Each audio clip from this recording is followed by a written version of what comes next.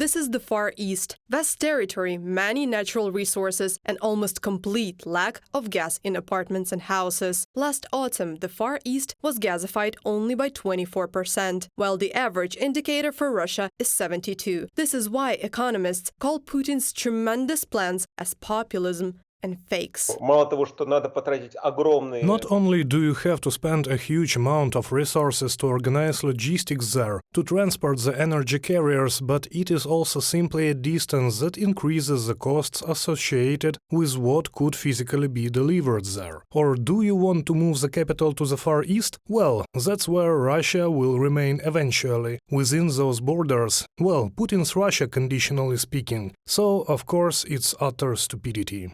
Such plans of Moscow are a direct consequence of Western sanctions. Now, the only available market for Russia is Asia, but there is no free space for Russian goods and no infrastructure comparable to the one in Europe. Besides, doing business with the Kremlin carries high reputational consequences and threatens to worsen relations with the West. Therefore, the eastern neighbors are not eager to do business with Russia. It becomes clear if we look at the guests. Among the top representatives, there is only the vice president of Laos, the vice premier of China, and not a single leader of a state, although in the previous year there were the heads of Armenia and Mongolia. According to experts, the words about the region's development may also be aimed at placating North Korean dictator Kim Jong-un, who came to Vladivostok to meet with Putin. However, this does not make them any more realistic.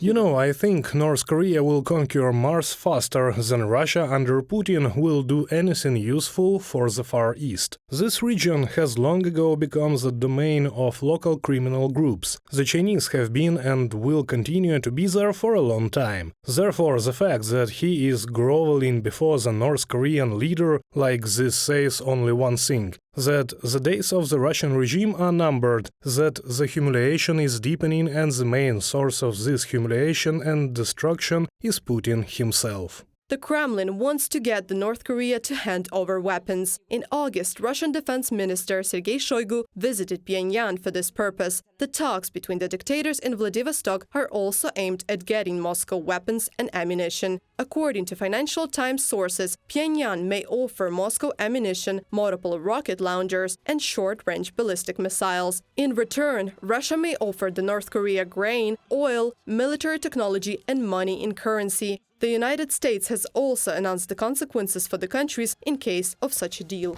I will remind both countries that any transfer of arms from North Korea to Russia would be in violation of multiple United Nations Security Council resolutions.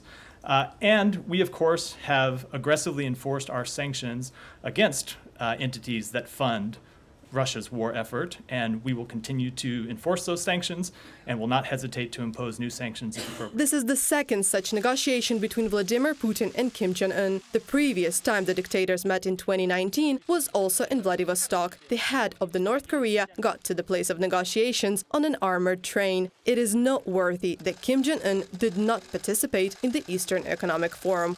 Reported by Anastasia Tarnavska, Danila Kobza, UATV News.